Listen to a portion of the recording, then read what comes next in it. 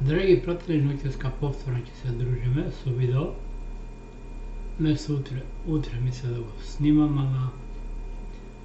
има толку интересни работи што не би можеле да чекате. Значи, позавчерашниот разговор меѓу председателот на Русија Владимир Путин и председателот на САД Джозеф Бајден и Џо Бајден, како сакате, дојде до промена на одлуката на САД. Значи, САД одлучи да не ги праќа двата војни разрнувачи во Црното море, тоа е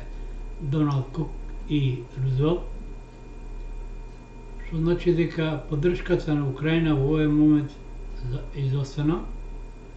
што е веќе председател Бајден во разговор со Зеленски, а тоа ќе ги намали тензиите веројатно во Украина, а за тоа постојат други причини. Една од причините може би и самата посада на Доналд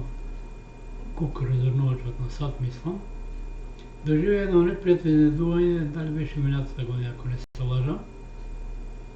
кога ги надлета рускиот Су-24 и ја блокираше целата електроника внатре, пошто мораше да се вратат и GPS-от, значи, не знае каде се мора да се вратат во базите, а многу од морнарите, мисля на Доналд Кук, завршија на психијатар. Ова зборува дека Русија не се шегува, веројатно поради оваа одлука некој требаше на 14 и 15 овие бродови да заминат во Црното море, затоа беше известена и турската страна, бидејќи таму да ротираат, кој што реков, по два брода, а требаше да остана до 5 мај или 4, не веднаш се забрав, затоа повеќе пише од портал кој го постирав линкот, а затоа извести токму турската агенција дека нема да дојде до смена или до одење на американски бродови во Црното море. Инаку председателот на Русија јасно кажа подалеку да бидете од руските граници од Крим, а фактички тие бродови беа као наводно закана за Крим од тој дел, али тоа би било погубно за САД, тоа го свати Џо Бајден, но ја мислам дека повеќето разговорот на Џо Бајден и рускиот председател беше да не се меша во настаници што представат поточно во конфликтот со Кина, иако тоа не значи дека опасност, мислам, по безбедноста на рускиот председател тоа заврши, не. Напротив, сега започнува, сега свати дека е Владимир Путин на чело на Руската Федерација, не може да војува со нив и може би сега безбедност уште позагрозена негова, така да му посебно овој месец и почетокот и првата половина мај да обрне внимание на своите соработници, а до крајот на јуни и патување, кој што реков, надвор од земјата. Да го оставим сега Владимир Путин на страна. Значи, ова одлука на САД е донесена за да се спрати вниманието на друга страна, поточно они веќе започнуваат подрежија, нормално САД се започнува еден конфликт, иако не е воен, тоа е меѓу Јапонија и Кина, со одлуката на Јапонија да исвали 1 милион тони вода, наводно конденсирирани се, од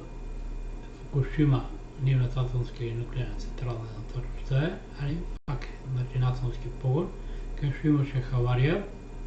на што се спротивстави Кина и многу држави, тука Русија, бидејќи тоа требаше да се исвали од Тихиот океан и представуваше голема опасност и за морскиот свет и да се, но најмногу беше насочена кон Кина, бидејќи Кина најмногу ќе настрадаше, а добро знаеме дека помеѓу Кина и Јапонија има стари спорови и големи војни. Знаеме дека самата Манџурија беше окупирана од Барето, и добар често го мислам знае, од Јапонија до крајот на војната до 45-та, мислам беше или 41-та, а некаде од 30, околу 40 години, 50 тука беше, со што и северна и корејскиот дел беше окупиран од Јапонија, ослободен тек после Втората светска војна. Значи, много поле се зацикнуват односи, значи има еден вид подготовка на САД за конфликт со Кина, види дека со Русија дека Владимир Путин на чело на државата не ќе може да војува и особено сега со современото техничко оружје, како што реков, Русија многу војно посилна, 70 години од САД и од НАТО, благодарение на хиперсоничните ракети, особено Амград, после Калибар и така натаму. Сами Амград носи само 16 боеви глави, кои секоја само може за себе да делува, што значи хиперсонично брза е, за рок од 10 минути може да погоди било која територија на САД, буквално да избрише од картата на светот. Од тие причини САД види дека не може да војува на два фронта и се сврти кон Кина, кој е многу поголем непријател за неја од Руската Федерација поради големата кинеска економска моќ, а и бидејќи Кина веќе САД ја клекне на колена, има најмногу нивни државни записи, значи што поземува или давала кредити на САД. И да не повторува. Они ја купи главната берза, чикачката и така натаму, што не мора да спаат после ни носи британската берза, купи многу брендирани фирми и од тие причини они се приморани се да се вратат кон Кина, но разговорот меѓу Џо Бајден и Путин мислам повеќе беше за Русија да се држи неутрална, но тоа не значи дека и значи безбедно за самиот Путин. САД е подготвена прво да направи хаос во Русија, значи со ликвидација на Путин, па тоа започне војната, но не е свесна дека веќе има добро замена таму, тоа е активен проблем. Но добро веќе за Македонија што во соседна Србија, не знам колку е добро за Србија во однос на нивниот однос со Запад, значи во Србија започна производството на руската вакцина Вектор или В, некој со П пишува, што значи започна производство на вакцина за земјите од регионот. Што значи дека Македонија наскоро ќе добие руската вакцина, но не директно од Русија, него преку производството во Србија. Значи тоа е започнато и тука видам постирано истиот портал Спутник пишува и за руската вакцина, дека започна производство, дава видео. Но исто така пишува и за повлекувањето на двата американска брода, значи Доналд Кук и Рузвелт, што нема да отидат до Црно море, што значи на Украина сепак се врати грбот. САД и НАТО не се подготвени да застанат зад Украина, сепак може само вербално да поддржуваат и да ја донесат до распрочување на Украина. И јасно кажа руско председателство дека во случај на офанзива врз Донбас, Украина нема да после ќе се подели. Па нека му е мислат. Реков, ова е добро за Македонија што се однесува до руските вакциници, иако е тешко ќе се вакцини, може во крајен случај,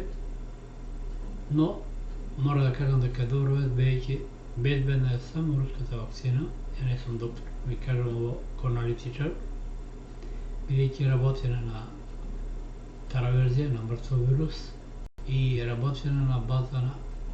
што има веќе вакцината за ебола и само се надоградени компоненти за COVID-19 или корона, кој како сака некој нарече бактеријата, за мене е вирус, е бактерија која предизвикува згрушување на крвта, затоа доаѓа до мозочни удари, срцеви заболување, проблеми со бубрези и така натаму. Драги пријатели, ова е кратко видео толку за вечерва. Посакувам убава ноќ, убав пресен ден. Убав сон.